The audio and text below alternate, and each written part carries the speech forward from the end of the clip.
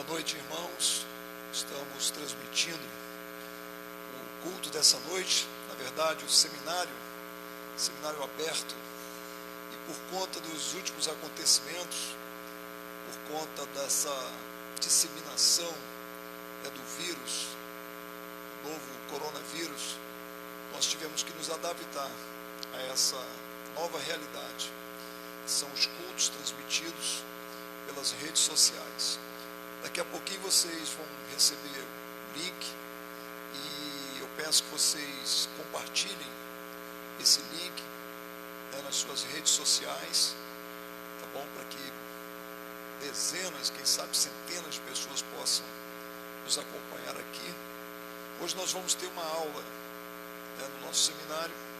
A aula de hoje vai falar sobre perfeição, glorificação e predestinação. Não sei se o tempo que nós vamos ter disponível aqui vai ser suficiente para falarmos sobre esses três temas, mas nós vamos desenvolver bastante coisa aqui hoje. Tá bom? Essa aula faz parte do tema de santificação, que faz parte da teologia sistemática. Então essa é uma das matérias do nosso seminário, o Seminário Vida Plena, que fica aqui na Estrada Castelo Branco 907, no templo da Igreja Batista Vida Plena, que nós temos nosso seminário, que acontece durante o período de 2 anos, toda quinta-feira, onde o aluno se forma como básico em teologia. Tá? Então daqui a pouquinho nós vamos estar dando início à nossa aula, nossa primeira aula transmitida via Facebook direto, e queremos que você participe, inclusive fazendo perguntas, compartilhando, tirando dúvidas. Nós vamos ter aqui uma assistência de 3 irmãos conosco, que estão aqui, nosso irmão Serginho, nosso irmão Vitor e nossa irmã Suelen. Os 3 estão aqui com a gente, nos dando esse suporte. Então, se você tiver alguma dúvida, alguma pergunta a fazer, você pode estar participando dessa live. E eles vão estar transmitindo a pergunta e a gente vai ter a oportunidade de fazer esse compartilhar aqui, Então é uma experiência nova para a gente, mas é a maneira que nós encontramos de nos mantermos contactados, uma vez que nós estamos evitando aglomerações. Então essa foi uma ideia excelente para alcançarmos os irmãos, e não deixarmos de transmitir o estudo, o ensino, a palavra de Deus. Daqui a pouquinho a gente vai estar começando. Quero aproveitar para lembrar que domingo de manhã nós vamos ter a última reunião da Universidade da Vida, nesse domingo agora. Depois nós vamos também cancelar. Então, esse domingo agora, a última reunião no templo da Universidade da Vida. E à noite o culto às 19 horas. Vai ser as últimas reuniões nesse fim de semana. Depois nós vamos cancelar e vamos transmitir tanto a Universidade da Vida quanto o culto de domingo à noite, como também o de terça e os seminários de quinta.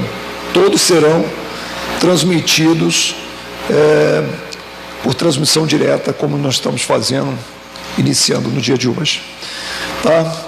Esse é um momento especial da igreja, está orando, está clamando, aproveitar a oportunidade que temos de estar em casa, reunidos com os nossos familiares, e aproveitarmos para estarmos levantando clamor em nossas casas, em prol do Brasil, nosso estado do Rio de Janeiro, da nossa cidade, lembrar das pessoas que estão infectadas, pedindo a Deus que tenha o mínimo de pessoas com óbito, porque a gente sabe que infelizmente já teve óbito no estado do Rio, possivelmente haverão outros óbitos, mas vamos pedir ao Senhor que amenize esse sofrimento, que amenize essa crise, que amenize essa tragédia global, tá certo? A igreja é um agente transformador na face da terra. A igreja é a nação de sacerdotes que intercedem diante do Senhor. Então, nós, mais do que nunca, nós temos que exercer agora esse sacerdócio. levantar mãos santas e clamarmos ao Senhor pela terra. A terra está gemendo nesses dias, né? As dores estão aí, tá certo? Anunciando o arrebatamento da igreja. Se nós buscarmos a leitura da palavra do Senhor, vamos observar que essas dores apontam para o arrebatamento da igreja, né? Daqui a pouco a igreja vai sair da terra, e aí as dores serão piores, porque aí virá o tempo do anticristo, inicialmente com uma falsa paz e depois com a tribulação. E aí serão, segundo o entendimento dos maiores comentaristas do Apocalipse, o livro de Apocalipse, eles dizem que isso vai durar em torno de uns 7 anos, essa tribulação, 3 anos e meio de falsa paz, quando o anticristo vai assumir o governo global, e depois 3 anos e meio de tribulação, quando ele se revelar mesmo como anticristo. Então dores piores virão, mas essas dores, segundo a maioria das pessoas que creem, não, a igreja não vai passar, a igreja será arrebatada antes.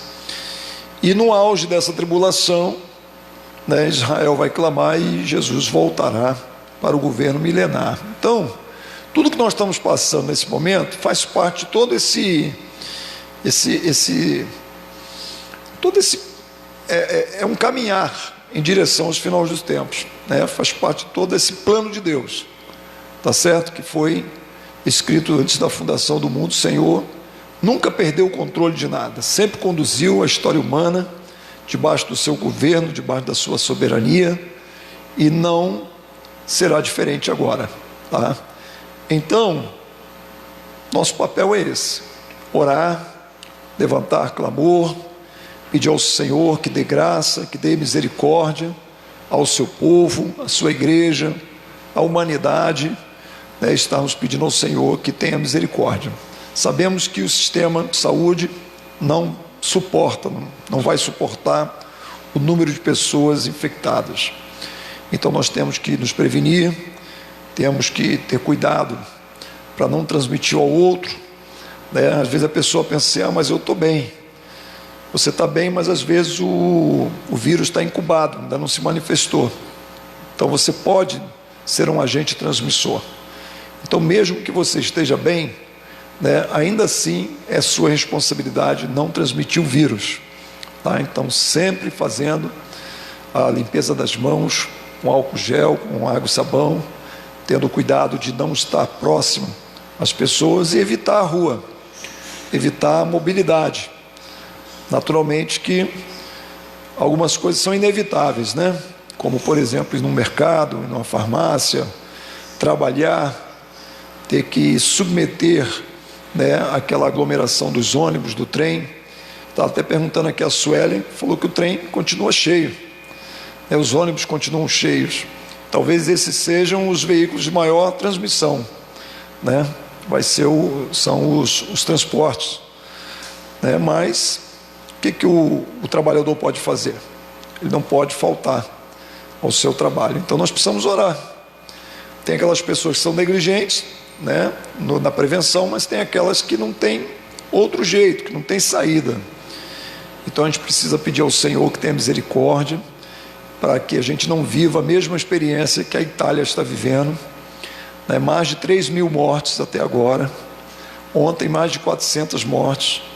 Então uma coisa assim assustadora, avassaladora, e ainda não está no auge da doença, da transmissão. O auge ainda está para chegar. Segundo as autoridades, daqui a 1 mês, 2 meses, nós vamos viver o pico dessa transmissão do novo coronavírus. Então a gente tem que fazer o dever de casa agora, para quando chegar no auge a gente poder amenizar o máximo possível, e aprendermos a lição com a Itália, A Itália deixou uma lição para nós. Então nós vamos... O pessoal está chegando, Serginho? 26 irmãos já estão conectados com a gente. Então nós vamos fazer uma oração, para darmos início. São 7 horas e 5 minutos, 6 minutos, e a gente vai dar início à nossa aula, ao nosso seminário Vida Plena, hoje sendo transmitido via live pela nossa página no Facebook, tá bom? Vamos orar então, depois nós vamos pedir o Vitor, o levita na casa do Senhor, para ministrar ao Senhor um louvor, e aí nós vamos dar início à nossa aula. Vamos falar sobre perfeição, que é uma doutrina que muitos desconhecem, mas que é muito importante, porque sabemos que quando nós formos arrebatados, quando recebemos um corpo glorioso, nós vamos estar muito próximo da perfeição completa, a obra completa de Cristo em nós vai se cumprir, uma coisa que nos dias de hoje é impossível. Por mais que a gente ore, por mais que a gente busque, por mais que a gente jejue, por mais que a gente consagre, a gente não consegue, nesse corpo, nessa carne, com essa alma cheia de mazelas e imperfeições e enfermidades psicológicas, emocionais, a gente não consegue alcançar o nível de santidade do nosso Pai. Mas um dia nós vamos alcançar isso. Então nós vamos falar hoje sobre isso, sobre a doutrina da perfeição, e se for possível vamos entrar também em outro assunto. Amém? Então vamos fazer a nossa primeira oração, vamos clamar ao Senhor aqui pedindo a Deus que nos abençoe e que a aula de hoje seja edificante para a sua vida, que haja crescimento espiritual para todos nós e, claro, vamos levantar o clamor pela nossa cidade, pelo nosso estado, pelo nosso país, pelas pessoas que já estão infectadas, que já estão ocupando os leitos de hospitais. Pedir ao Senhor que nos ajude nessa hora. Amém? Pai, nós queremos nesse momento levantarmos um clamor, Senhor, porque estamos vivendo os dias maus, as aflições que a Tua palavra diz que nós viveríamos, nós estamos vivendo. Sabemos que tudo está sob o Teu controle, nada fugiu ao Seu controle. Nós estamos vivendo as consequências do pecado da humanidade. O pecado trouxe morte espiritual, trouxe morte física, trouxe doenças. O pecado influenciou a natureza, influenciou tudo mais. E nós estamos colhendo as consequências do pecado que foi gerado na desobediência do homem. Muitas pessoas não entendem isso, algumas pessoas querem encontrar respostas culpando a Deus, mas nós sabemos, Senhor, que se não fosse a Tua graça, se não fosse a Tua misericórdia, se não fosse a Tua intervenção, se não fosse o Teu amor revelado a cada dia, há muito tempo nós já teríamos sido completamente dizimados pelo pecado. Mas é a graça do Senhor fazendo com que a palavra, o Evangelho chegue até nós e nos alcance, nos salve, nos torna filhos de Deus, é que nós temos a capacidade de atravessar essas aflições, de atravessar o vale da sombra da morte e permanecermos de cabeça erguida. É a Tua graça, Senhor, que nos mantém de pé, é a Tua graça que nos enche de esperança, para ter a certeza de que esse período vai passar e que nós vamos voltar à nossa rotina normal, de trabalho, de reuniões na igreja e tudo mais. Senhor, te pedimos, ó Pai, que o Senhor venha amenizar o impacto que essa doença, que a proliferação desse vírus está trazendo. Pedimos ao Senhor que tenha misericórdia.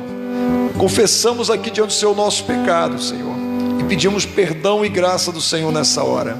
Em nome de Jesus, lembramos, Senhor, daqueles irmãos, daquelas pessoas, famílias, principalmente os idosos, que já estão infectados, que já estão no leito dos hospitais. Senhor, que Tu possa estar ajudando essas famílias a se recuperarem, ó Deus, em nome de Jesus. Que não haja uma desgraça no nosso país, que não haja uma tragédia maior do que já tem sido, em nome do Senhor. Que vidas sejam poupadas, ó Deus, pela intervenção miraculosa, poderosa do Senhor. Clamamos a Ti, ó Deus, não só pelo estado do Rio, mas aonde esse vírus tem chegado, ó Deus, o Senhor possa estar entrando com a Sua providência, ó Deus, de maneira sobrenatural até. Pai amado, abençoa a aula de hoje, que ela venha edificar todos aqueles que estão nos acompanhando por essa transmissão e que vão nos acompanhar depois, ó Pai, e que dezenas, centenas de pessoas sejam alcançadas hoje, e elas possam ser abençoadas pelo estudo profundo da Tua palavra, Senhor. Sê conosco, abençoa a Tua igreja, todos os projetos que a igreja tem se empenhado em fazer, alguns que infelizmente tiveram que ser cancelados, mas que no tempo oportuno vai acontecer. Tudo vai acontecer. Na verdade, nada foi cancelado, tudo está sendo adiado. Então tudo que estava na agenda, que foi feita debaixo de uma direção do Pai, de Deus, nós entendemos que vai acontecer em nome de Jesus. Abençoa nossos irmãos lá de Itaoca, São Gonçalo, abençoa nossos irmãos da Chatuba, onde temos a nossa igreja ali. Senhor, abençoa nossos irmãos lá no Maranhão, ó Deus, ali em Timon, ali no Novo Tempo, nossos missionários que estão implantando igrejas ali naquele lugar. Que o Senhor possa abençoar o Teu povo nessa hora, aonde quer que esteja um irmão nosso. E assim oramos e agradecemos a Ti, ó Pai, em nome de Jesus. Amém. Amém. Pedir ao Vitor que possa ministrar um louvor ao Senhor nesse momento. A paz do Senhor para todos, para você que nos ouve nesse momento, nessa noite. Nós vamos cantar um louvor em que nós declaramos que a nossa segurança, a nossa confiança é o nosso Senhor. Nesse momento tão difícil que não só o Rio de Janeiro, mas o Brasil e o mundo têm passado, têm sofrido com essa doença, onde nós temos que passar por uma série de procedimentos impostos pelas autoridades, que nós não possamos nos esquecer que é o Senhor quem nos guarda, é o Senhor quem cuida de nós.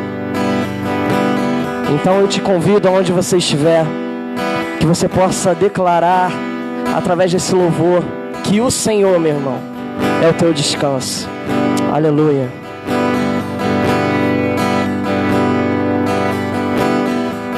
Seguro estou nos braços daquele que nunca me deixou.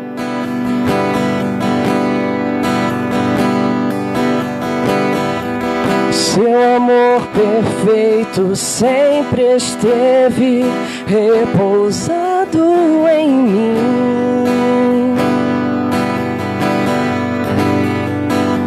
E se eu passar pelo vale,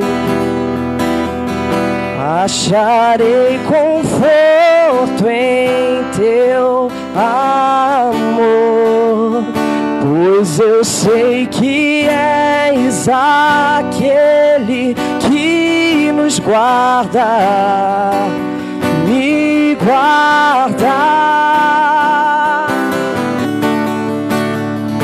Em teus braços é o meu descanso, em teus braços é o meu descanso. Em teus braços é o meu descanso, em teus braços é o meu descanso.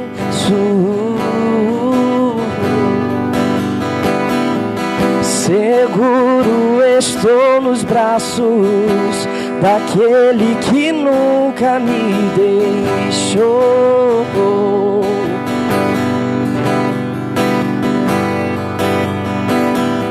Seu amor perfeito sempre esteve repousado em mim. E se eu passar pelo vale, acharei conforto em teu amor, pois eu sei que tu és aquele que nos guarda, me guarda. Declare isso. Em teus braços é o meu descanso, em teus teus braços é o meu descanso. Em teus braços é o meu, tu és nosso descanso.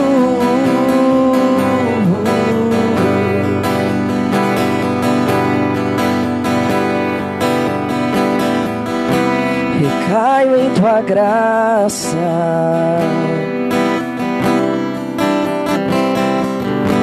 recaio de novo em tuas mãos, recaio em tua graça,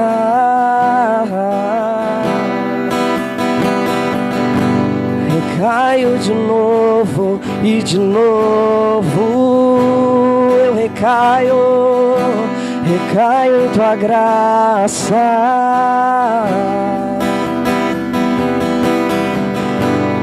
Caio de novo em tuas mãos, e se eu passar pelo vale, acharei conforto em teu amor, pois eu sei que tu és aquele que nos guarda de todo mal, nos guarda. Declara em teus braços é o meu, tu és nosso descanso. Nosso descanso está em ti.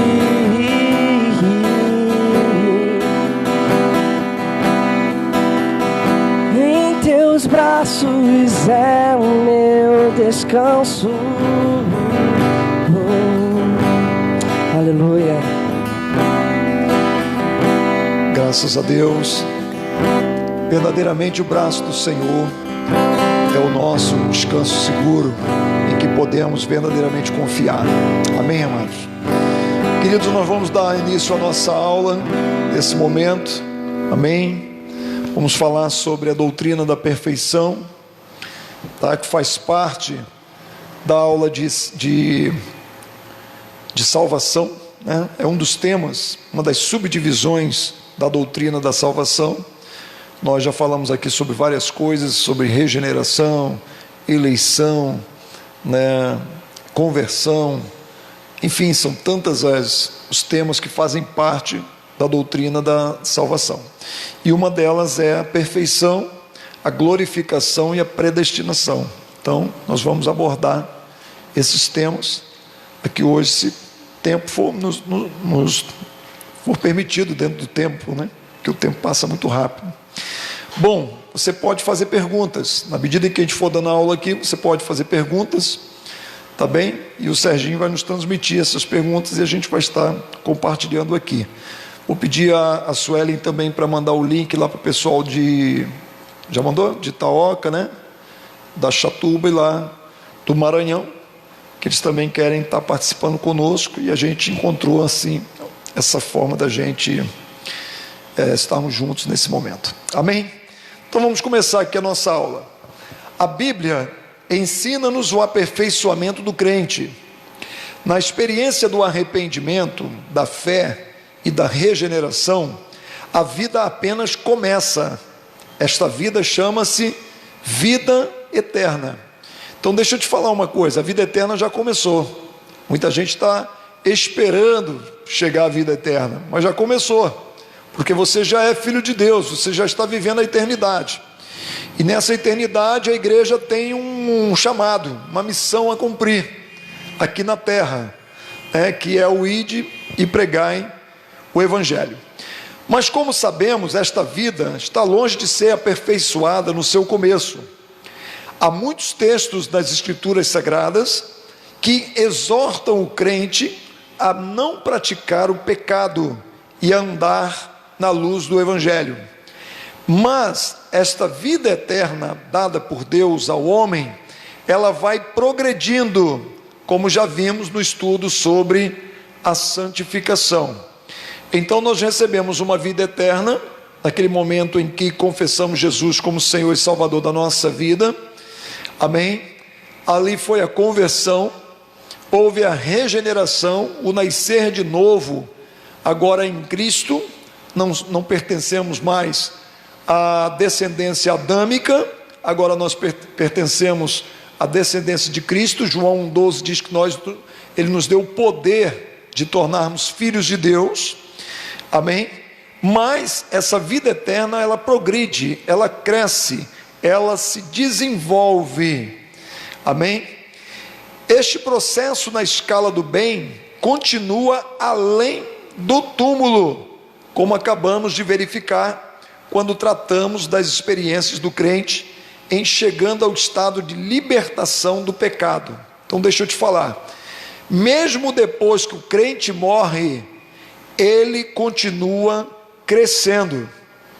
O nosso crescimento, o nosso aperfeiçoamento não vai parar. Nós vamos continuar sendo aperfeiçoados segundo o caráter de Cristo, ok?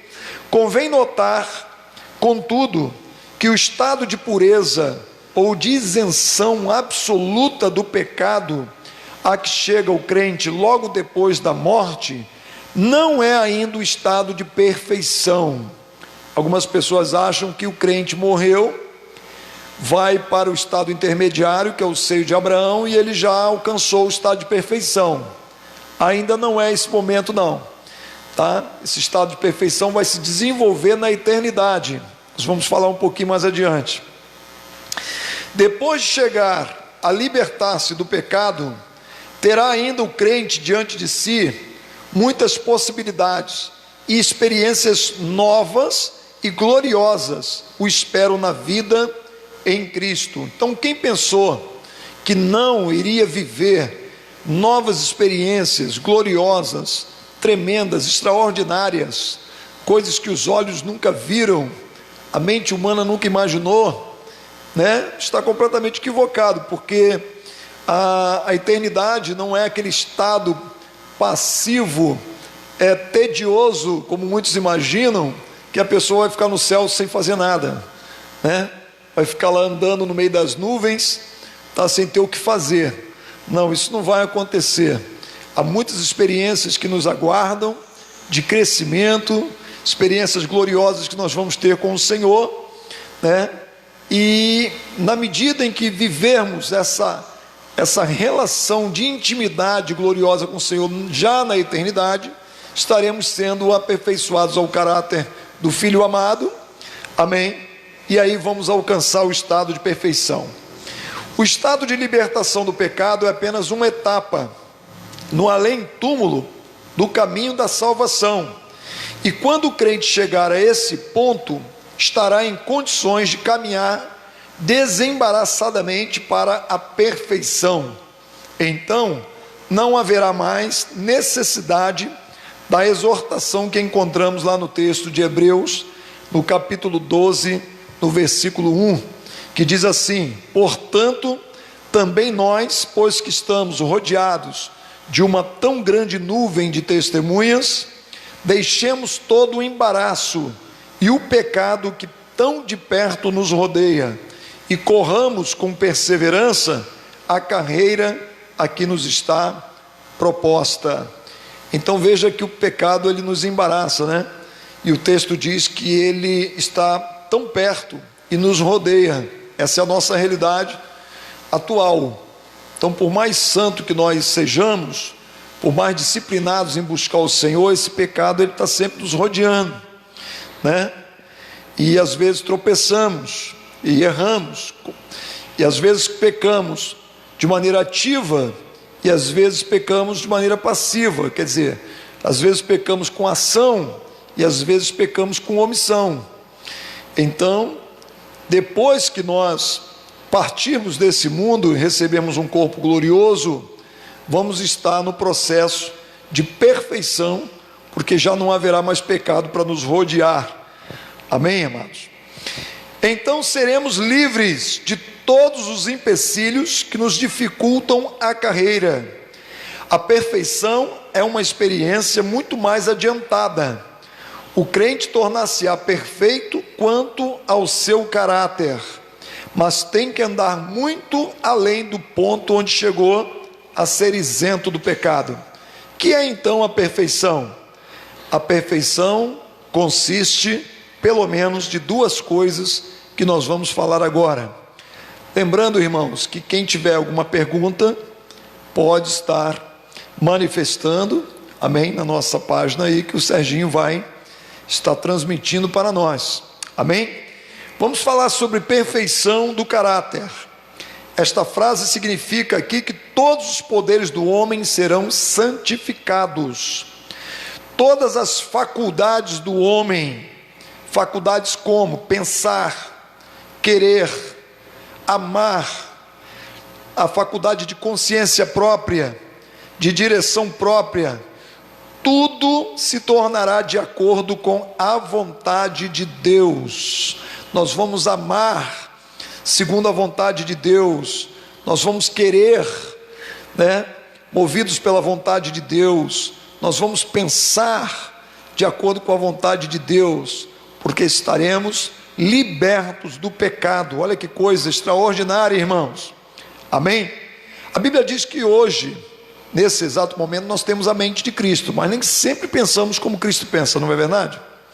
O fato de termos a mente de Cristo, segundo o que nos ensina a palavra de Deus, não nos isenta de muitas das vezes pensarmos bobagens, e às vezes até pensarmos o bem, pensarmos algo bom, mas às vezes esse bom que nós pensamos não é exatamente a vontade de Deus para nós naquele momento.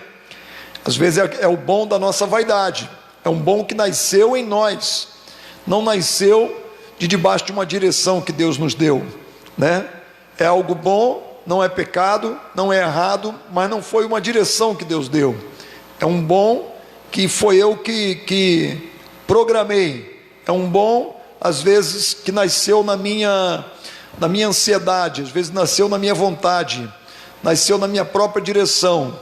Então você vê que às vezes até o bem que o homem faz, ele faz fora da vontade de Deus, mas lá na eternidade, nós seremos em tudo perfeitos, até a nossa maneira de pensar será perfeita.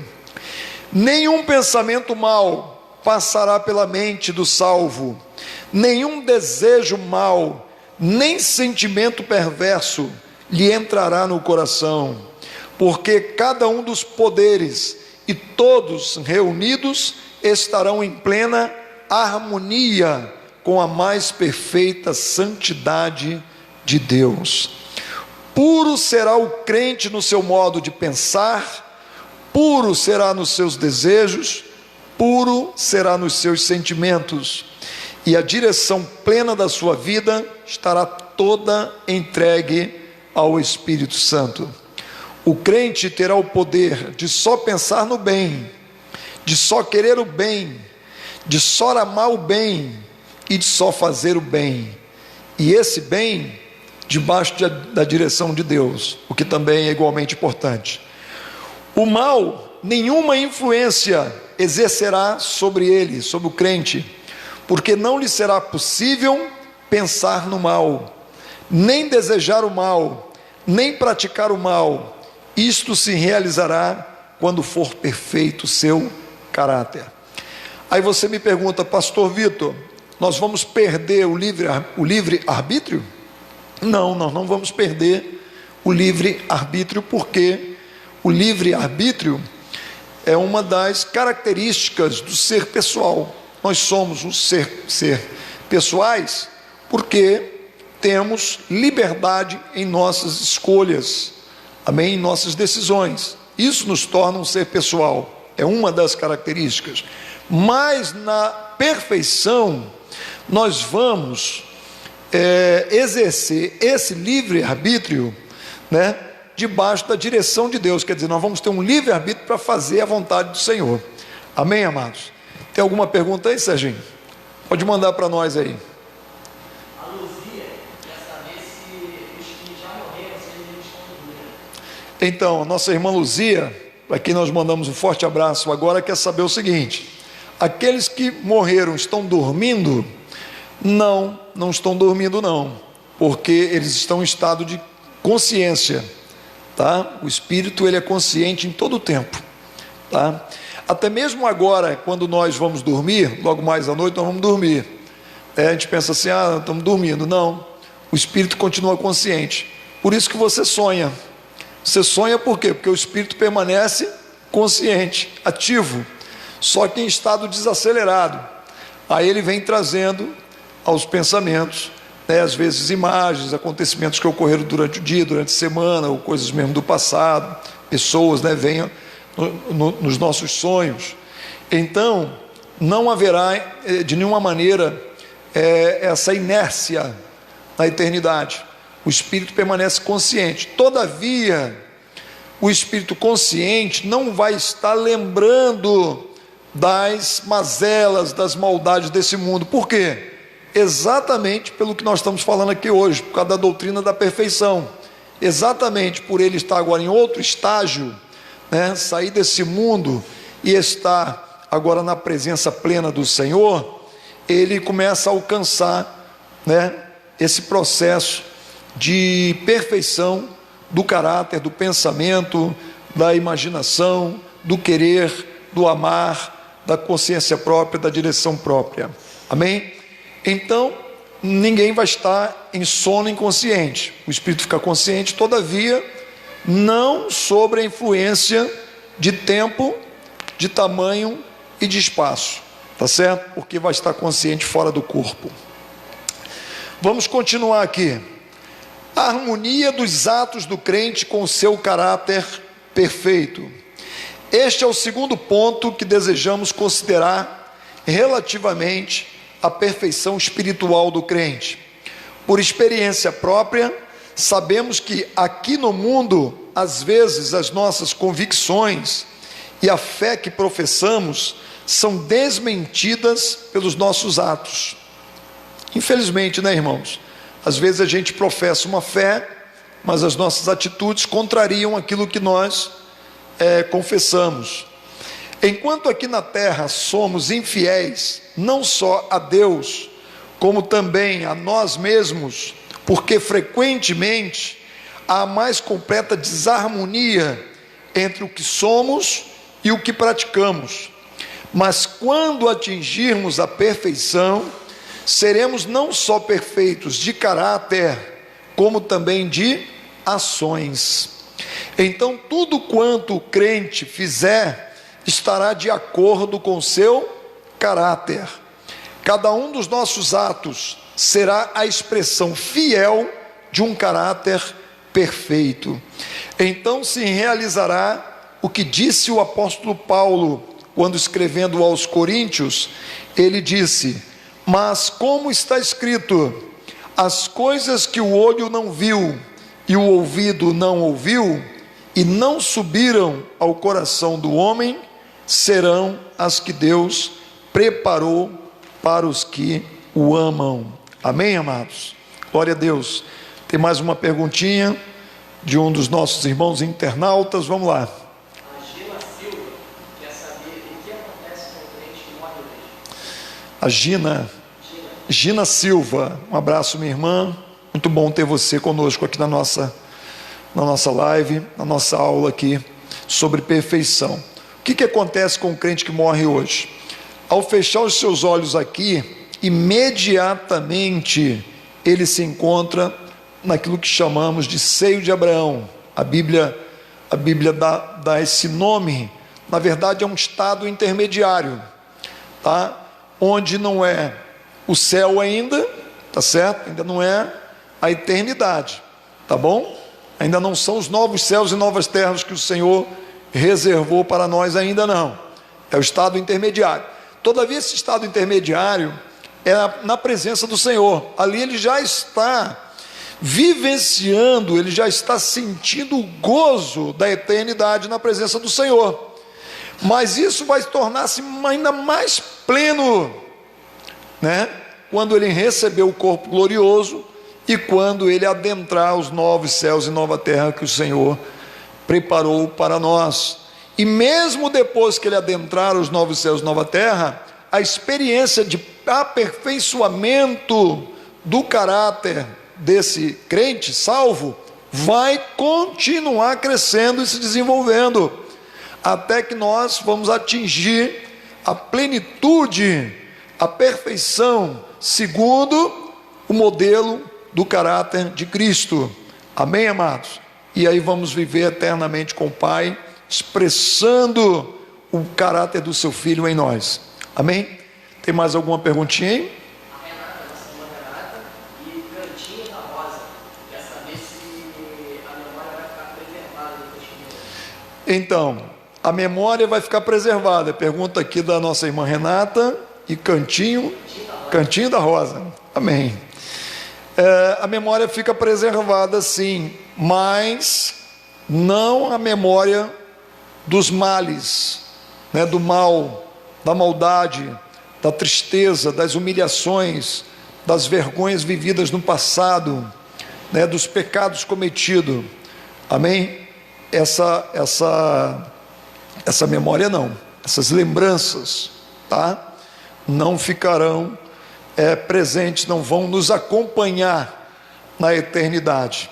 Amém, amados? Mais uma perguntinha? Ela quer saber se ela pergunta que os salvos vão conseguir Abraão e os não salvos.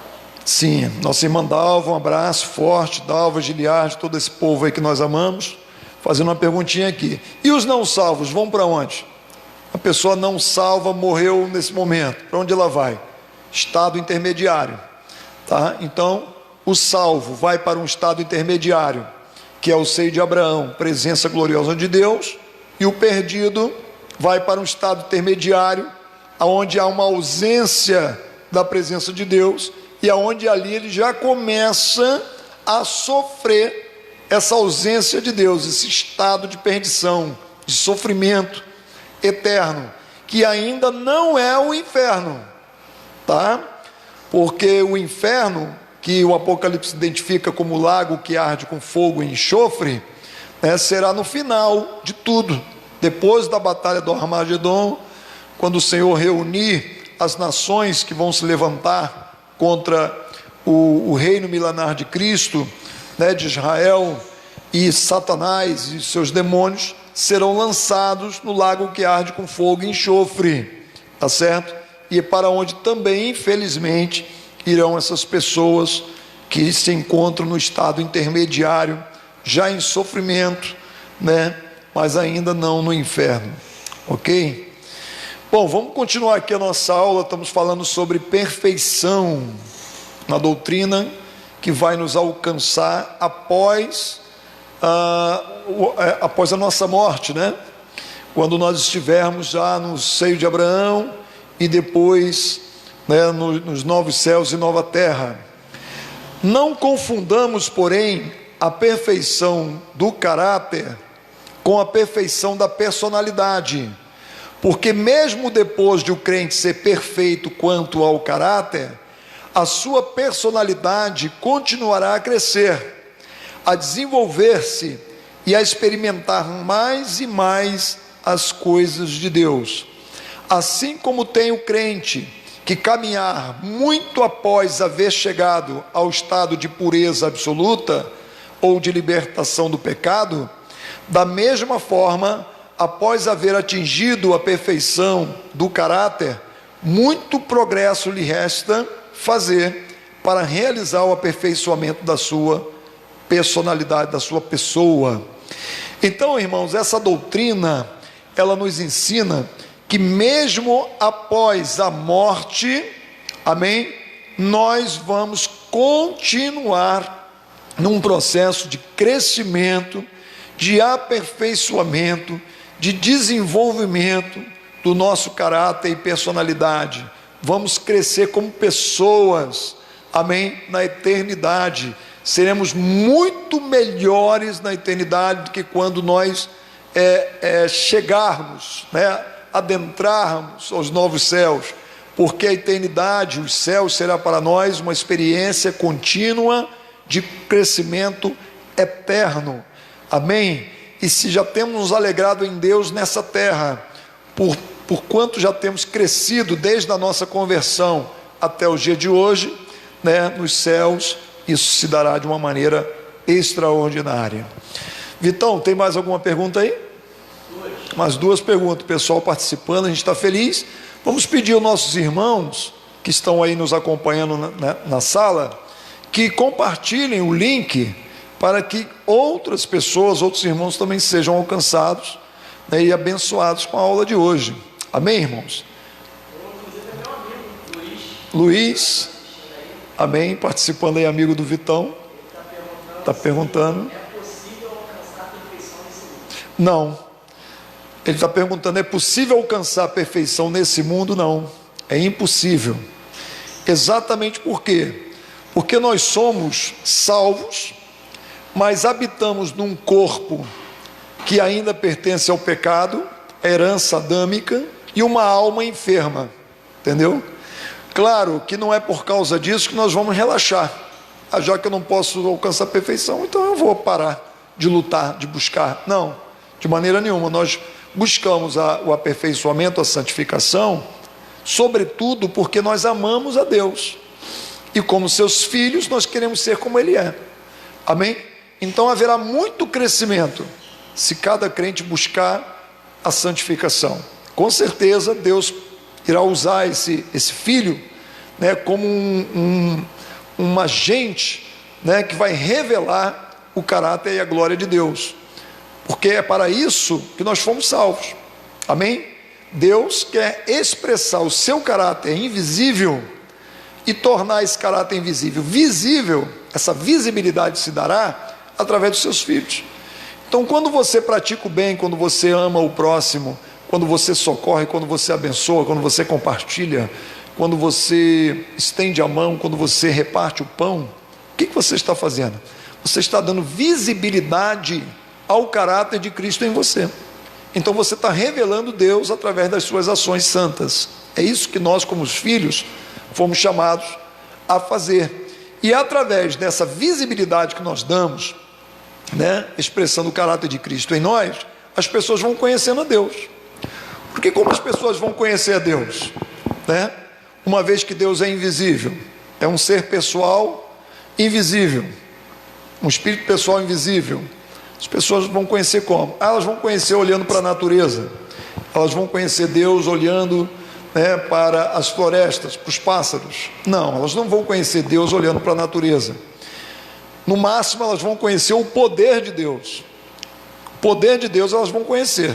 Quando eu olho para o céu, quando eu olho para as nuvens, para o sol, para a lua, para as estrelas, para as florestas, para os animais, eu conheço o poder de Deus.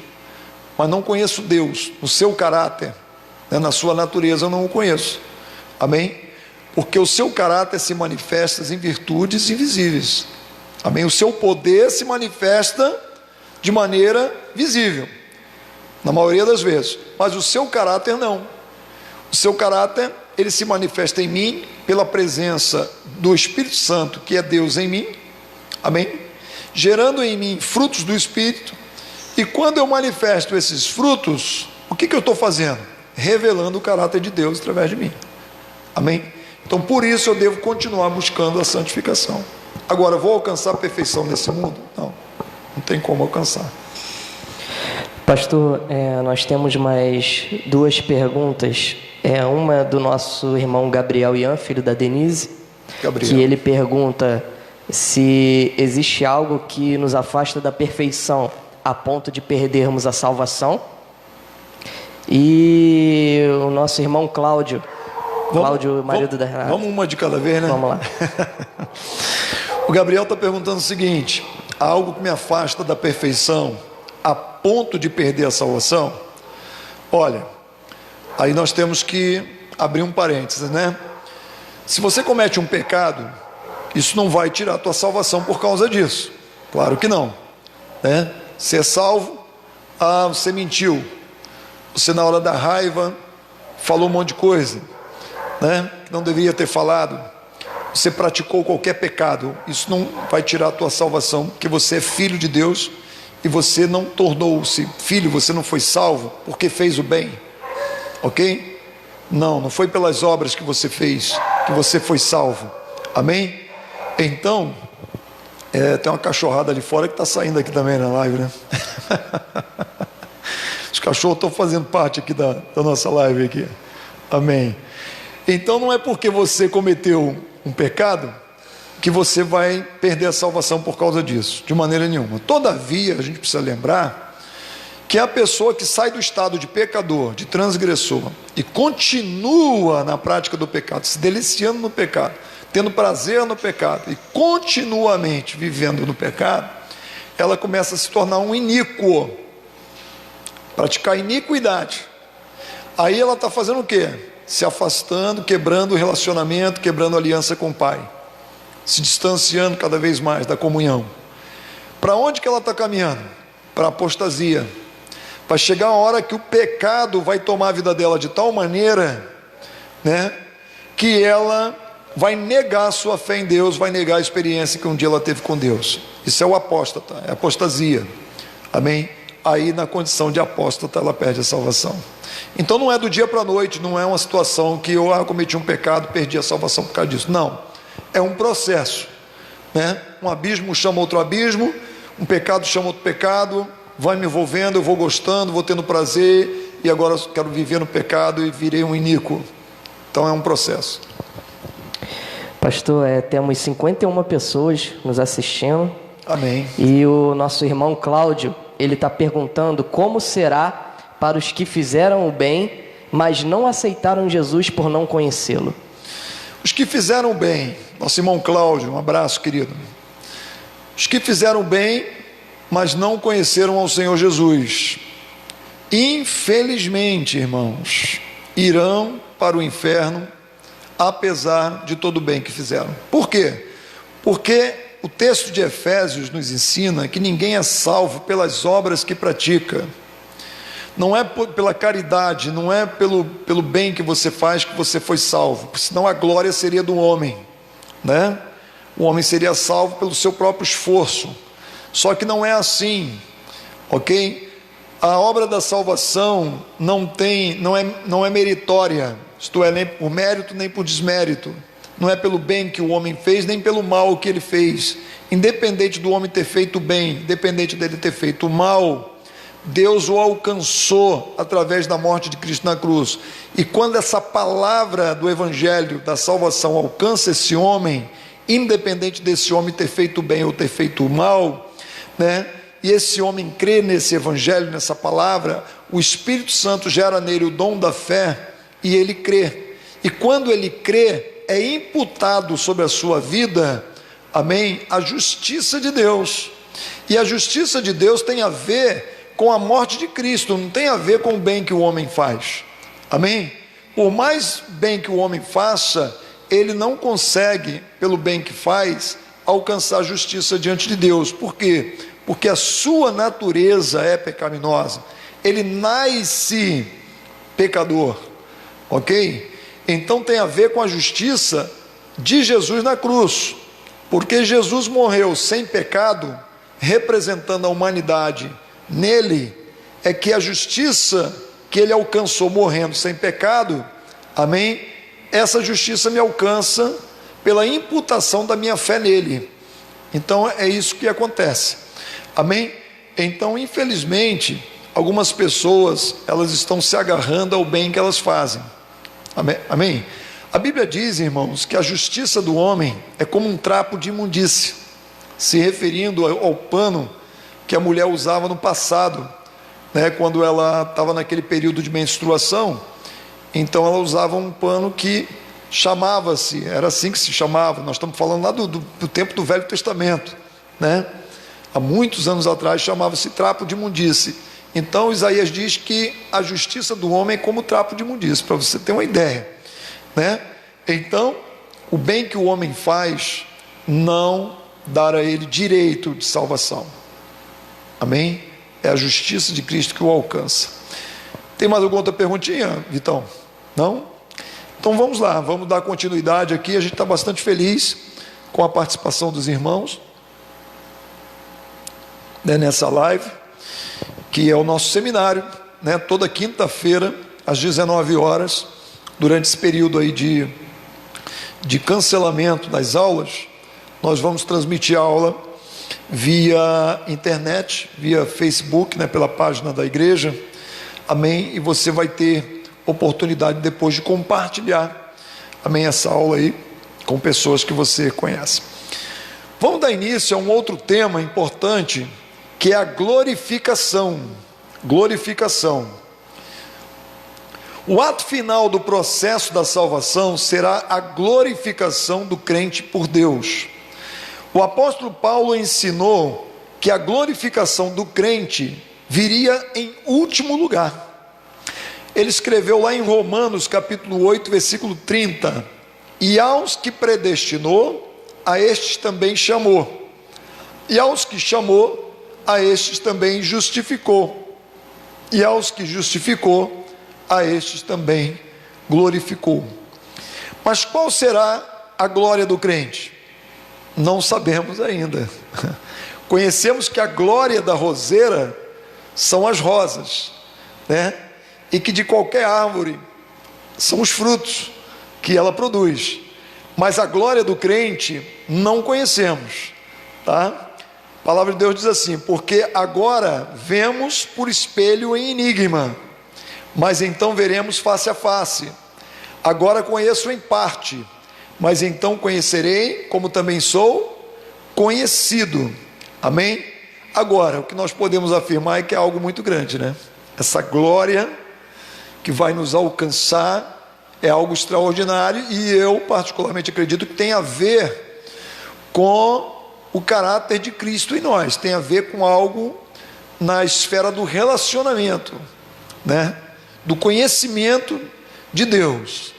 Eu penso assim, eu acho que essa é a maior glória que todo crente que ama a Deus quer alcançar: conhecer Deus na sua intimidade, na sua profundidade, experimentar Deus no nível mais profundo, né? Então, mas a Bíblia não diz que glória é essa, amém? Fala de corpo glorioso, mas o que nós estamos falando aqui é algo maior do que o corpo glorioso. É uma glória, né, que vai nos revestir, amém? É isso que nós estamos falando. Então, antes de partir para a eternidade, o apóstolo, ele disse lá em 2 Timóteo, no capítulo 4, versículos 7 e 8, ele disse: combati o bom combate, acabei a carreira, guardei a fé. Pelo demais, a coroa da justiça está-me guardada, a qual o Senhor, justo juiz, me dará naquele dia, e não somente a mim, mas a todos os que amarem a sua vinda. Também as seguintes palavras que escreveu em sua carta aos Romanos revelam a sua mais viva esperança.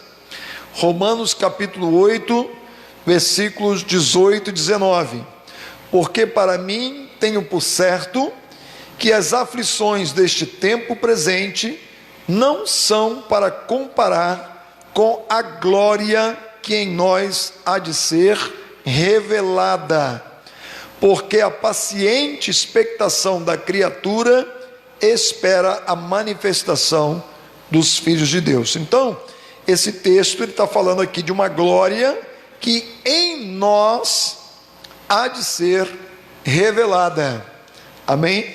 Não é a glorificação do corpo, mas uma glória muito maior, né, será revelada em nós na eternidade, amém? Vamos falar um pouquinho sobre ressuscitar com o corpo glorificado, que também é dúvida de muita gente, tá?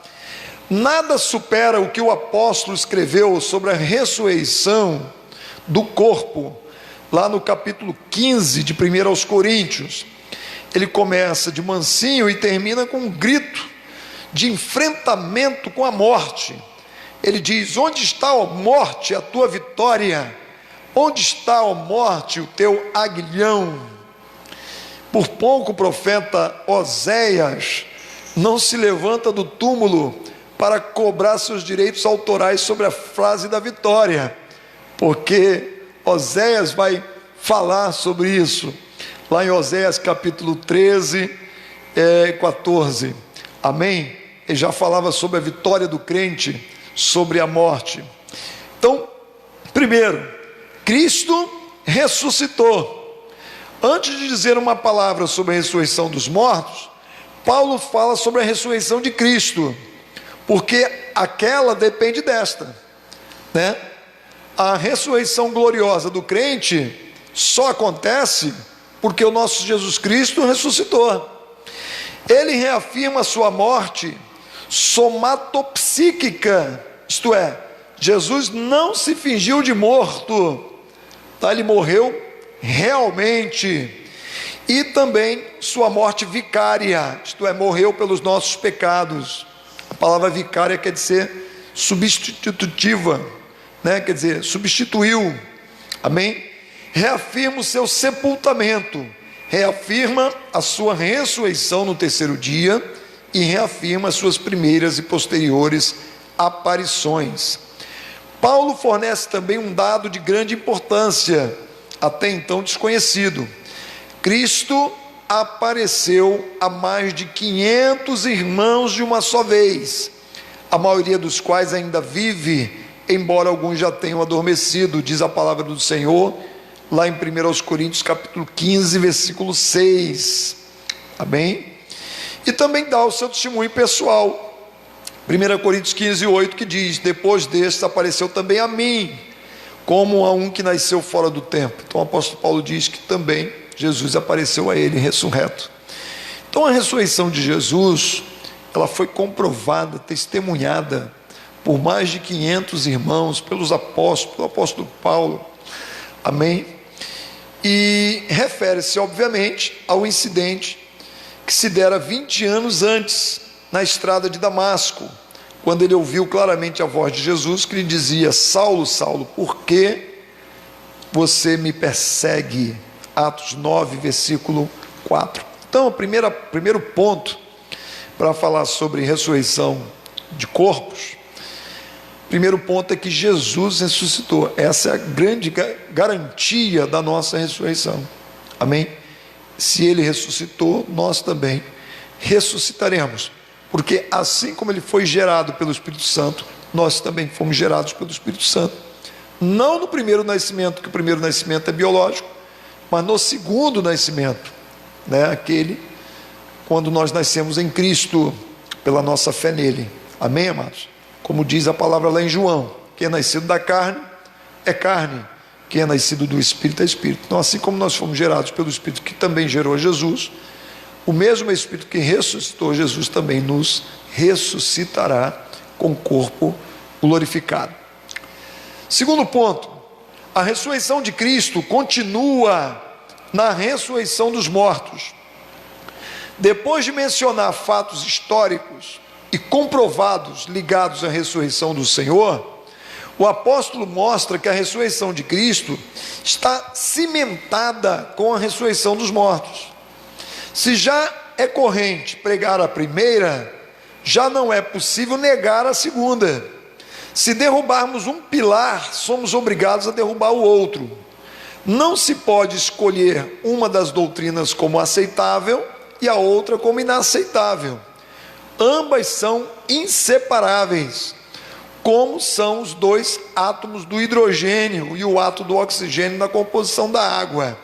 Então não tem como separar a ressurreição de Cristo da ressurreição dos mortos. 1 Coríntios 15, 13 diz: se não há ressurreição dos mortos, então Cristo deve estar morto ainda. O que Paulo está dizendo? Não tem como separar as duas coisas, amém? A ressurreição de Cristo tem a ver com a ressurreição dos mortos, e os mortos ressuscitarão, por quê? Porque Cristo ressuscitou, amém, amados? Então, assim como a morte não tem poder, não teve poder sobre Cristo, não terá poder sobre aqueles que estão nele. Vitão, tem mais alguma pergunta aí? Pastor, nós temos duas perguntas, que a nossa internet estava um pouco lenta, eu acho que foi relacionado a um tópico anterior. Tudo bem. A primeira é do nosso irmão Cláudio novamente. Sim. Ele está perguntando aqui: todos aqueles que vieram antes de Cristo estão condenados ao inferno? Todos aqueles que vieram antes de Cristo estão condenados ao inferno? Não. Vamos lembrar que algumas crianças, que falecem ainda no estado da inocência, são alcançadas pela graça do Senhor, amém? são justificadas na sua inocência. Amém? Então nem todas as pessoas. Mas a partir do momento em que a pessoa tem consciência acerca do que é certo, do que é errado, já pode entender o plano da salvação, e a partir daí ela nega esse plano, ela mesma está se condenando em não aceitar o plano de redenção que Deus providenciou na vinda do nosso Senhor Jesus Cristo. Amém? Tem outra? Tem. A outra pergunta é de um amigo meu também, Cleiton Oliveira, está aí com a gente. Ele faz ele coloca a seguinte questão: qual a visão do Senhor em relação à salvação daqueles que nunca ouviram falar de Jesus? Que Deus pode salvá-lo, pois como é bom e justo, não condenaria alguém que não tivesse ouvido o Evangelho? Ou que a salvação é somente através de Cristo e fora dele não há salvação mesmo nesses casos? Uma boa pergunta do Cleiton, amigo do Vitão, nosso amigo também naturalmente, né? O que acontece? Uma pessoa que nunca ouviu falar de Cristo, essa pessoa está condenada? Então, a palavra de Deus fala sobre isso, lá em Romanos, no capítulo 1, tá? Que não há ninguém que seja isento. Deixa eu abrir até aqui a minha Bíblia, procurar esse texto, porque essa pergunta foi uma pergunta muito importante, porque algumas pessoas pensam que Deus é injusto se Ele condenar uma pessoa que nunca ouviu falar de Cristo. Por isso que será cobrado o sangue dessas pessoas da igreja, porque Jesus, Ele deu ordem, Ele não pediu, Ele ordenou à igreja que pregasse o Evangelho, tá? Então aqui no livro de Romanos, tá? Tem aqui uma palavra que diz assim, deixa eu procurar aqui o texto exato, tá? Que vai falar sobre isso. Vamos ler aqui, né? A ira de Deus se revela do céu contra toda impiedade e perversão dos homens que detêm a verdade pela injustiça, porquanto o que de Deus se pode conhecer é manifesto entre eles, porque Deus lhes manifestou. Porque os atributos invisíveis de Deus, assim o seu eterno poder, como também a sua própria divindade, claramente se reconhecem desde o princípio do mundo, sendo percebidos por meio das coisas que foram criadas. Tais homens são, por isso, indesculpáveis. Então a resposta está exatamente aqui, tá? Uma pessoa que não conhece Jesus, mas reconhece Deus, amém? Como único Criador, rende a esse Deus adoração e culto, amém? Essa pessoa será alcançada por esse Deus, tá? Porque ela não conhece o Evangelho Redentor, né? Mas ela reconhece Deus como Deus da sua vida. Agora, uma pessoa que olhando para as coisas criadas, conforme nós lemos aqui o texto, Romanos, capítulo 1, do 18 ao 20, uma pessoa que olhando a natureza, né, presta culto ao sol, presta culto à lua, presta culto à própria natureza, presta culto às árvores, presta culto aos espíritos. Essa pessoa, né, ela, embora não conhecendo o Evangelho, ela está negando a divindade do Deus Criador. Então os missionários, e existe um livro chamado Fator Melquisedeque, muito interessante, porque alguns missionários, quando chegaram entre os povos não alcançados, alguns povos não alcançados, embora o Evangelho não tenha chegado, eles eram monoteístas, eles eram adoradores do Deus Criador, entendeu? Ali eles foram aperfeiçoados no Evangelho de Cristo, mas eles já tinham uma relação com o Deus Criador, e por conta disso já eram alcançados por esse Deus Criador. Mas aqueles povos que se prostram perante outros deuses, ainda que sejam animistas, que creem que tem espírito na árvore, tem espírito na pedra, espírito no rio, né? A mesma consciência que eles tiveram para adorar o rio, para adorar a pedra, para adorar a árvore, né? Eles poderiam ter tido essa consciência de adorar o Deus Criador. Então isso os torna indesculpáveis. Por isso que, mais uma vez, eu afirmo, a igreja precisa pregar o Evangelho, especialmente aos povos não alcançados. Amém? Então Deus deixou a sua assinatura na natureza, mostrando que Ele é o Criador, que Ele é o Senhor de todas as coisas. Se o homem parar para refletir, né, buscando essa reflexão a partir de uma consciência, né, santa, de uma direção, ele vai chegar a essa conclusão. Amém? Embora muitos já nasçam, né, debaixo da influência dessas religiões animistas e já são desde pequeno influenciados a crerem nos espíritos. Então tem essa coisa também, né? Mas a igreja precisa pregar o Evangelho para que esses povos não morram sem Cristo e vá para o inferno por ignorância. Mais outra perguntinha? Pastor, temos mais 3 perguntas aqui. 2 são da Dayana. Sim. A primeira: no Antigo Testamento eram salvas as pessoas que praticavam os rituais e sacrifícios e cumpriam as leis? Somente essas pessoas eram salvas? Exatamente. Essas pessoas que criam em Deus, como por exemplo o Melquisedeque. Lembra do Melquisedeque?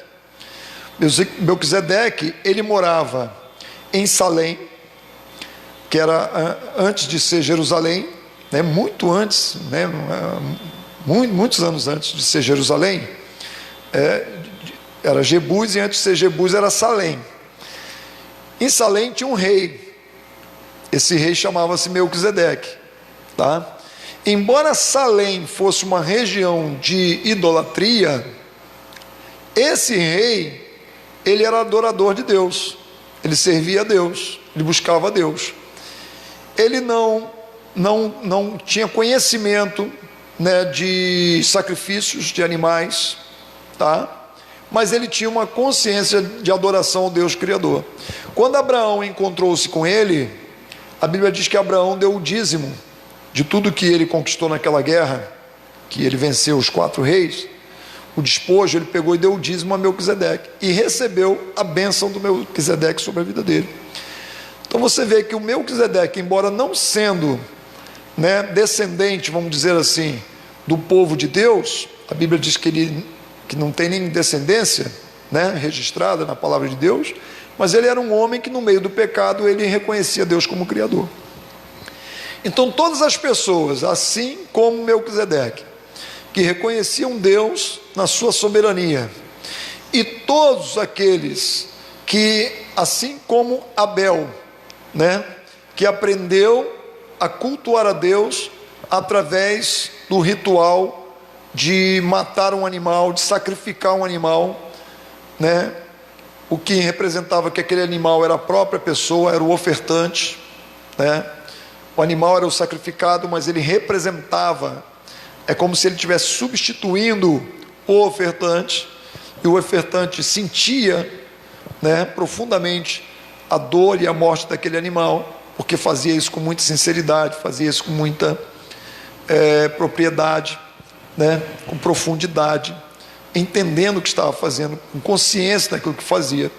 Então ele se sentia como sacrifício ali no lugar do animal, e aquilo chegava diante de Deus, essa sinceridade expressada, essa consciência demonstrada chegava diante de Deus, e Deus aceitava esse sacrifício como se for o próprio ofertante se sacrificando ali no altar. Amém? Isso chegava ao Senhor, e isso redimia aquele pecador. Por quê? Porque isso apontava aquilo, representava, era um reflexo do que ia acontecer com Jesus na cruz, que é o Cordeiro de Deus, o sacrifício que Deus providenciou para o nosso pecado. Então, todos os sacrifícios rituais de animais sacrificados antes da cruz tiveram significância na cruz. E todas as pessoas que creram depois da cruz, essa fé teve significância também na cruz. Então a cruz, ela tanto para os que antes dela apontavam para ela, quanto os depois dela creem nela, a cruz, a morte de Cristo, alcança essas pessoas, da velha aliança e da nova aliança. Amém, amados? Tem outra perguntinha, Vitão? Pastor, tem mais uma pergunta aqui do Cláudio. Só pergunta abençoada, né? Só pergunta abençoada. Nosso povo não pergunta bobagem não, hein? E inclusive, existem perguntas aqui que o próprio povo da igreja já está respondendo. Amém. É uma característica da nossa igreja, né? O perfil da nossa igreja é o estudo bíblico, é o conhecimento da palavra. Então o povo faz perguntas que têm profundidade. Graças a Deus por isso. O Cláudio está perguntando, pastor, que assim como tanto antes quanto depois do plano de salvação, muitos são mais justos que aqueles que são conhecedores da palavra. Isso se dá pela ignorância ou pela falta de disseminação, se as pessoas estão ou não salvas? Rapaz, eu confesso que eu não entendi bem essa pergunta, não.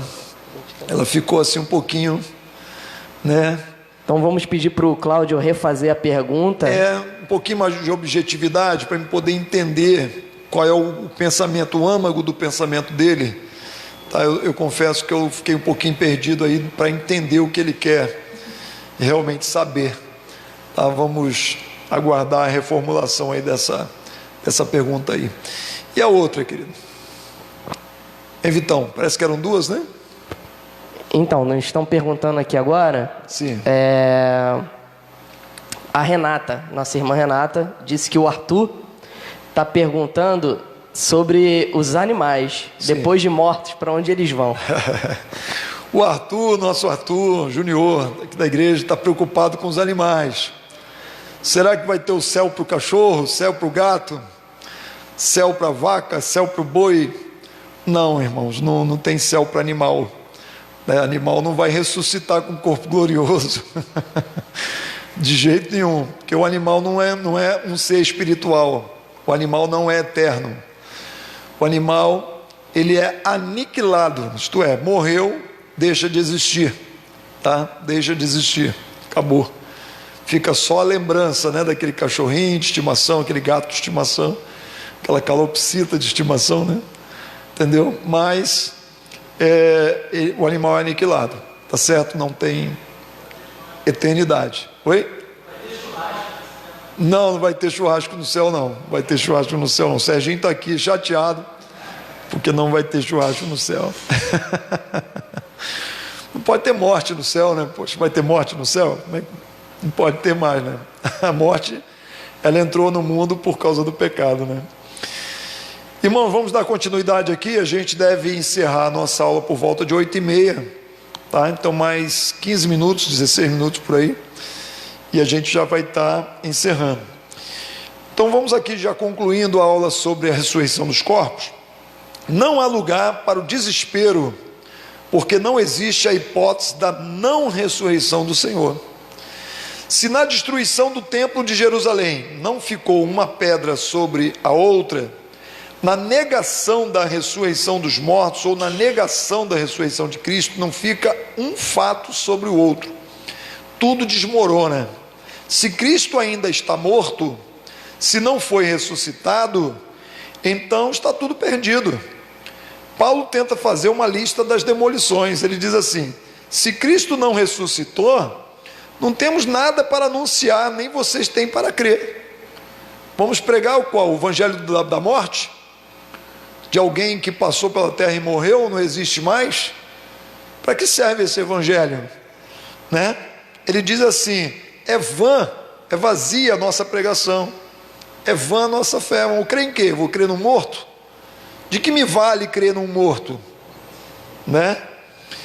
Ele diz assim: é vã a nossa pregação, nem a nossa fé tem qualquer significado. Verdade. Ele vai dizer ainda: se Cristo não ressuscitou, nós os apóstolos somos todos uns mentirosos, porque dissemos que Deus levantou Cristo no túmulo, e isto logicamente não é verdade, se os mortos não voltam novamente à vida. Ele vai falar lá em 1 Coríntios 15:15. Então tudo é uma mentira. O evangelho é uma mentira, né? Porque está apregoando um ser que não existe, se Cristo não ressuscitou. Ele continua dizendo: se Cristo não ressuscitou, vocês são muito tolos, se continuam a confiar que Deus os salva, pois ainda estão sob condenação devido aos pecados. Quer dizer, se Cristo não ressuscitou, todo mundo continua condenado à morte. Se Cristo não venceu a morte, então está todo mundo condenado à morte. Ele diz: se Cristo não ressuscitou, coisa horrível. Os que morreram crendo em Cristo, morreram e são perdidos por completo. Quer dizer, morreram numa fé, né, que não serviu para nada. Tá certo? Se Cristo não ressuscitou, nossa esperança em Cristo só vale para esta vida. Neste caso, somos sem dúvida de toda a humanidade os seres mais miseráveis. Ele vai falar sobre isso lá em 1 Coríntios 15:19. Se Cristo não ressuscitou, tudo que nos resta é viver essa vida aqui na terra. Então nós somos os mais miseráveis, né? Se toda a nossa vida se resume a isso, né? A subsistência, a sobrevivência, se a nossa vida se resume a ter que trabalhar para ganhar dinheiro, para comprar comida, para ter saúde, para trabalhar, né? Para ganhar dinheiro, para comprar comida, para ter saúde, para trabalhar, né? E a gente ficar vivendo esse ciclo da sobrevivência, isso não é uma vida, isso é uma miséria, né? O apóstolo Paulo vai falar sobre isso, né? Paulo não se detém nas conjecturas sombrias e até mesmo sádicas da demolição dos alicerces da ressurreição, porque não existe a hipótese da não ressurreição do Senhor, nem a da não ressurreição dos mortos. Ele queria apenas mostrar o tamanho da tragédia e a quantidade dos escombros decorrente dessa negação. A mudança da dúvida para a certeza, do desespero para a esperança, da heresia para a ortodoxia, começa com este pronunciamento, quando ele diz: mas o fato mais importante é que Cristo realmente ressuscitou dos mortos, e foi mesmo o primeiro a ressuscitar de todos aqueles que dormem no Senhor. 1 Coríntios 15:20. Esse dorme aí, lembrando da pergunta da irmã Luzia lá no início da live, né? Esse dorme é no sentido de descansar no Senhor, não de dormir inconscientemente. Tem mais alguma perguntinha? Vamos lá, antes que a gente termine aqui o nosso tempo. A Dinha Correia e a Cleusa Gaião, elas querem saber se os ricos, os políticos e os suicidas, se eles podem ou não serem salvos. Os ricos, os políticos e os suicidas podem ser salvos? Os políticos eu estou achando meio difícil, né? É uma brincadeira, né? A gente sabe que tem políticos que são homens de Deus, não são muitos, alguns até se corrompem depois que entram para a política, mas não cabe a nós apontar, né, se é aquele ou aquele outro, né? Mas falando assim de um modo geral, não é pelo fato dele ser político ou não, né? Político, o que mais, hein? O rico, né? Não, Jesus teve discípulos ricos, né? A Bíblia diz que Nicodemos era um homem rico, Zaqueu era rico, José de Arimateia era rico, Lídia era rica. Então vários discípulos de Jesus eram ricos, e eles usaram a riqueza que tinham, né, com propósito, né? Havia propósito na riqueza deles. Eles usavam a riqueza com relevância, usando a riqueza para investir no ministério de Jesus, no ministério de Paulo, né? Por exemplo, se José de Arimateia e Nicodemos não fossem ricos, eles não teriam acesso a Pôncio Pilatos e não teriam conseguido ordem para tirar o corpo de Jesus da cruz e dar a ele um sepultamento honroso, digno, né? Numa sepultura nova, cravada na pedra, que é uma sepultura de rico, né? Então, se isso não tivesse acontecido, claro que Deus ia providenciar outro meio, né? Porque já havia uma profecia em que o corpo de Jesus não ia ser corrompido, né? Mas vamos assim falar hipoteticamente que se esses homens ricos não tivessem acesso ao governador, né, o corpo do crucificado, de todas as pessoas que eram crucificadas, era jogada no lixo da cidade, né, lá no Geena, no portão do lixo. E ali as aves de rapina, os animais comiam, né, era aquela coisa horrível, porque era proibido sepultar quem era crucificado. Então você vê a importância de um rico que tem consciência de que a sua riqueza é para a glória do Senhor, né? Ela tem um propósito de abençoar. Então não é pelo fato de ser rico nem de ser político, tá certo? Agora o suicida, aí é uma discussão enorme, uma discussão enorme. Primeiro que a Bíblia não aponta para o suicida, não fala que os suicidas não herdarão o reino, né? A Bíblia fala do homicida. Porque tem muita gente que suicida, mas ela está num estado assim desesperado, ela já não está mais pensando racionalmente, entendeu?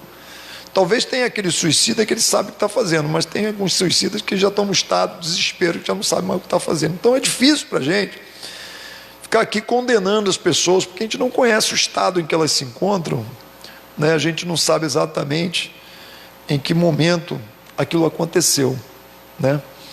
Então eu confesso que eu fico aqui sem dar uma resposta única e exata, né, para essa pergunta com relação ao suicida. Mas com relação ao político e ao rico, não tem nada a ver, né? Vamos ter políticos salvos, políticos perdidos, rico salvo e rico perdido. Tem outra pergunta? Tem mais duas, pastor. O Cláudio fez uma releitura daquela pergunta. Ótimo, Cláudio. E aí o que ele quis dizer foi o seguinte: quanto àquelas pessoas que são boas de coração, sim, mas que não foram levadas ao conhecimento necessário para alcançar a salvação. Como, por exemplo, os nômades ou os indígenas. Como é que fica essa questão deles? É mais ou menos parecida com aquela pergunta que fiz do seu amigo, do Cleiton, que perguntou: as pessoas que não ouviram a palavra de Deus vão ser condenadas? Vão ser condenadas. É o texto que a gente leu aqui em Romanos capítulo 1, né? Porque os atributos invisíveis de Deus, assim o seu eterno poder, como também a sua própria divindade, claramente se reconhecem desde o princípio do mundo, sendo percebidos por meio das coisas que foram criadas. Tais homens são, por isso, indesculpáveis. Tá? Então o homem se torna indesculpável, por quê? Porque Deus deixou a sua assinatura no universo, na natureza. Cabe ao homem refletir essa assinatura e reconhecer o Deus Criador. Amém? Dependente do evangelho ter chegado a ele ou não. E a pessoa, por mais boa de coração ela seja, né, isso não a auto-justifica. A bondade do homem perto da santidade de Deus é como trapo de imundície, tá? Então essa bondade do homem não a justifica. O que justifica o homem é o sangue de Jesus. É muito interessante falar no sangue, porque me reporta lá a Êxodo capítulo 12, quando o povo de Israel prestes a sair do Egito, na última praga, né, que foi a morte dos primogênitos. Então a ordem foi que se pegasse o sangue do cordeiro e passasse na casa, né, nos umbrais das portas e das janelas. E a palavra é o seguinte: quem tiver debaixo da casa que tiver o sinal do sangue será salvo. Então não é pelo fato de ser judeu, de ser israelita, povo de Deus, ou de ser egípcio. Por exemplo, se um egípcio estivesse debaixo do teto de uma casa que estava com sangue, o anjo da morte não alcançaria aquele primogênito ali, tá? Aquele primogênito que entrou debaixo daquela casa marcada com sangue não seria alcançado pela morte, ainda que ele fosse um egípcio. E se um israelita, povo de Deus, estivesse, um primogênito israelita, estivesse fora da casa, né, que estivesse marcada com o sangue, ou estivesse numa casa que não tivesse a marca do sangue, ele morreria. Então não era porque ele era um israelita, ou ele era um egípcio, ou ele era de qualquer outra nação. É porque o sangue é que justificava aquelas pessoas ali, e não a sua condição de serem boas, serem ruins, serem egípcias, serem israelitas, ser o que for. Era o sangue que justificava aquele primogênito daquela família. Entendeu? Então, quando o anjo da morte passava, ele não queria saber se aquelas pessoas ali dentro da casa eram boas, eram más, pecaram, não pecaram, eram israelitas, eram egípcios. Não. O anjo da morte passava, via o sangue, o sinal, e não entrava naquela casa. Então, assim nos dias de hoje, é o sangue que nos justifica, não é a minha bondade, não é o bem que eu faço, não é a caridade que eu pratico, né? É o sangue de Cristo que me justifica. Amém, amados? Glória a Deus. Então a glória é do Senhor, né? A iniciativa da salvação é do Senhor, o plano redentor é do Senhor, é uma ação dele, da misericórdia, da graça dele me alcançando, independente do que eu faço, deixo de fazer. Amém? Tem mais alguma? Acabou. Tem mais uma pergunta aqui da Jô Silva, da nossa Igreja Vida Plena, da Chatuba. Jô da Chatuba, sim. Ela está perguntando aqui, pastor, se quando nós estivermos no céu, se nós iremos reconhecer os nossos entes queridos. Se nós estivermos no céu, vamos reconhecer os entes queridos? Bom, é uma perguntinha também boa, porque nós estaremos conscientes. Todavia, esses entes queridos, eles não vão ressuscitar com a mesma fisionomia, entendeu? Eu, por exemplo, quando eu ressuscitar, eu não vou ressuscitar careca do jeito que vocês estão me vendo aqui, não. Vocês vão me ver, eu vou estar bonitão, irmãos, né? Tá com um corpo bonitão, amém? Tá tudo saradão, né? Porque nós vamos ressuscitar a estatura do varão perfeito. Serginho está ali, será que eu vou ressuscitar com essa? Não, é muito mais bonito, né? Muito mais bonito. O Vitão, por exemplo, vai ficar mais alto, vai ficar um homem alto, bonito, estatura do varão perfeito. Então, por conta disso, nós não vamos... Olha só, é só a gente lembrar que quando Jesus ressuscitou, corpo glorioso, os discípulos não o reconheceram, né? Aqueles discípulos, por exemplo, que caminharam com ele em Emaús, foram caminhando com ele a estrada inteira, irmãos, quilômetros, sem saber que era Jesus. Só quando Jesus partiu o pão, que apareceu o sinal das mãos, né, é que trouxe uma revelação a eles, tá?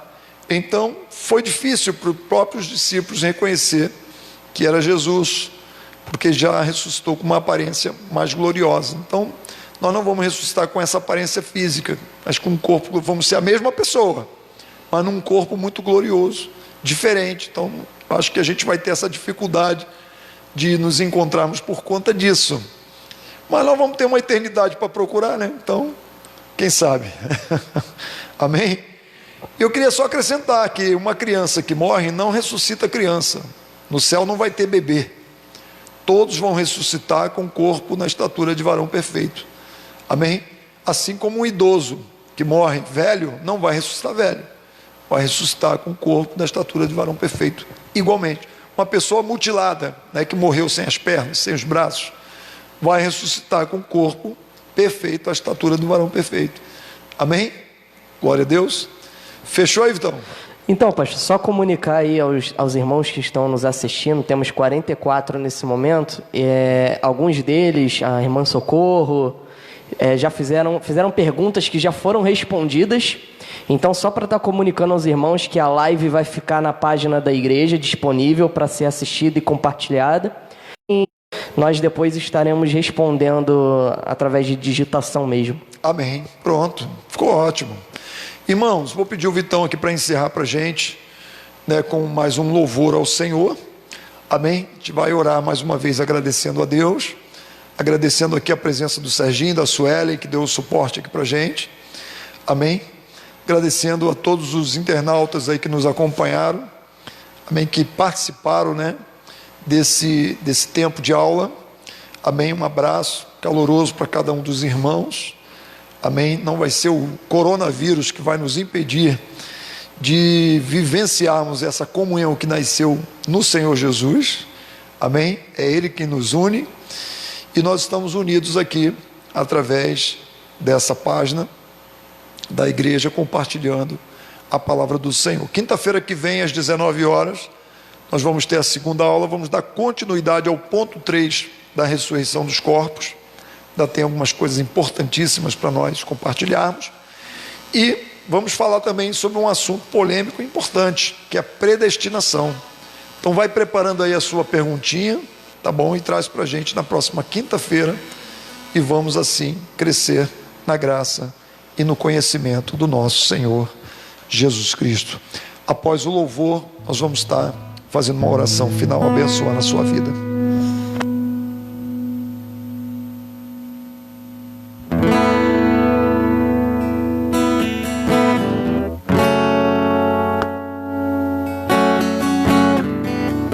Amém, irmãos? Depois desse estudo maravilhoso, vamos adorar mais uma vez o nome do Senhor.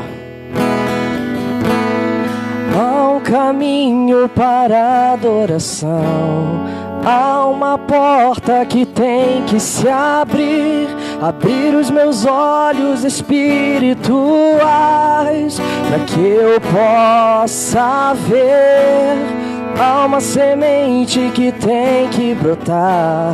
Existem vontades que tem que morrer.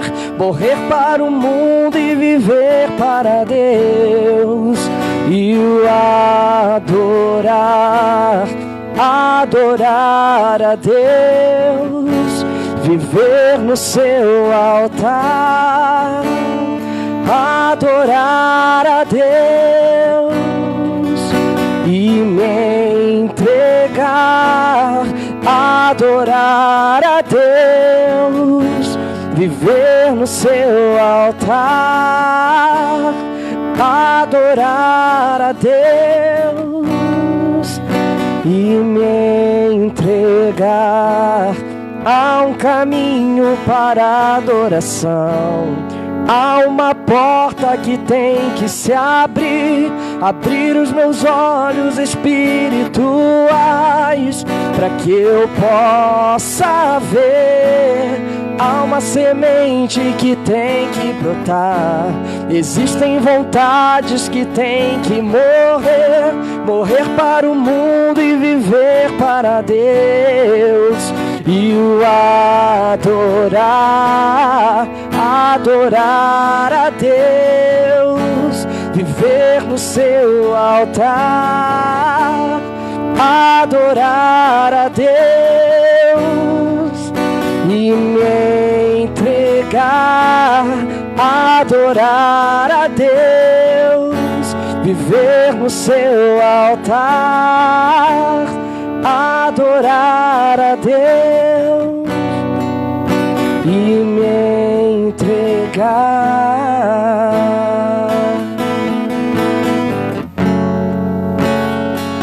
Senhor, muito obrigado por esse tempo que nós passamos aqui na Tua presença. Obrigado, Senhor, pela vida dos irmãos que nos acompanharam, que participaram juntamente dessa transmissão. Obrigado, Senhor, porque a Tua palavra tem alcançado vidas, ó Deus, por meio das redes sociais.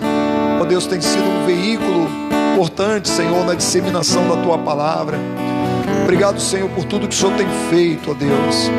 Nossa esperança está no Senhor. Cremos que o Senhor há de nos conduzir nesse vale da sombra da morte que temos atravessado nesses dias. Cremos que o Senhor é a nossa bandeira.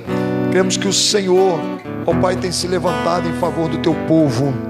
Pai, eu creio que todo esse tempo de luta tem nos convocado, Senhor, uma vida de santidade, a uma postura que nós precisamos tomar diante do Senhor, a um tempo de reflexão na Tua palavra. Tudo isso está acontecendo, nos remete a uma vida mais santa, sabendo que a qualquer momento acontecerá o arrebatamento da igreja. O Senhor há de cumprir a Tua palavra como tem cumprido a Tua palavra em todo o tempo, e nunca deixou que uma única vírgula, um único tio caísse por terra. Tua palavra é verdadeira e fiel. Tudo passa, mas a Tua palavra permanece para sempre. Ela vai se cumprir, o arrebatamento vai acontecer, a igreja será tirada da terra. Senhor, eu creio que esses acontecimentos nos remetem a essa reflexão, para que a gente tome uma posição diante do Senhor, para que a gente seja a igreja, haja como igreja, viva como igreja, se manifeste como igreja, se revele como igreja, para anunciar, pregoar, compartilhar, espalhar este evangelho da redenção. Pai, em nome de Jesus, quantos povos não alcançados, quantos povoados, quantos cantões espalhados pelo Brasil e fora do Brasil, que ainda não conhecem a palavra do Senhor. Pai, em nome de Jesus, desperta a tua igreja nesses dias, desperta a tua igreja, e assim, Senhor, te agradecemos, pedindo uma noite abençoada para cada um dos irmãos. Senhor, seja com cada um, em nome de Jesus, amém. Amém. Nossa gratidão, amém, ao Senhor. Lembrando que domingo, 9 horas, teremos a última reunião da Universidade da Vida, tá? Nosso irmão Leandro vai estar trazendo aqui um estudo sobre a oração, uma palavra muito importante, amém? E domingo, às 19 horas, o encerramento também do culto aos domingos à noite, durante esse período que nós estamos passando aí, de enfrentamento ao novo coronavírus. Aí depois vai ter o cancelamento dos cultos, já no meio de semana já foram cancelados, e serão cancelados também os de domingo. Então, domingo agora é o último, pela manhã e à noite, depois não tem mais, e aí vamos ficar até a segunda ordem, acompanhando o processo, até que a gente atravesse toda essa situação que nós temos vivenciado. Amém, amados? Serginho, quer lembrar alguma coisa? Domingo nós vamos ter transmissão, vamos ter o culto, né, aqui presente, e vamos ter transmissão, tá bom? Vamos fazer essa transmissão simultânea de manhã também. E aí depois no outro domingo, sem ser esse que vem o outro, aí só vai ser por transmissão. Tá ok, irmãos? Amém? E aí você fique ligado, compartilhe o link, para que um número maior de pessoas possa ouvir a palavra do Senhor. Já na semana que vem não tem culto presencial, na terça e na quinta, já será tudo por transmissão. Domingo agora ainda tem o último domingo, o último culto presencial, depois também não tem mais. As programações já foram canceladas, o seminário de seitas e heresias foi cancelado. A ordenação dos nossos irmãos Júnior e Érica foi cancelado não, adiado, né? A gente usa o termo cancelado, mas na verdade foi adiado, porque vai acontecer, o seminário vai acontecer, a ordenação vai acontecer, tá? Então foi adiado, amém? E também as programações do jiu-jitsu, a segunda-feira também foi adiado, né, cancelado para frente. Enfim, todas as programações da igreja estão sofrendo esse cancelamento temporário, mas cremos que em breve tudo voltará com mais força, né, com mais determinação, porque a igreja do Senhor não pode parar. Amém? Fica na paz do Senhor, Deus te abençoe. Obrigado pela sua companhia até agora. Que o Senhor seja com cada um, em nome de Jesus. Amém. Glória a Deus.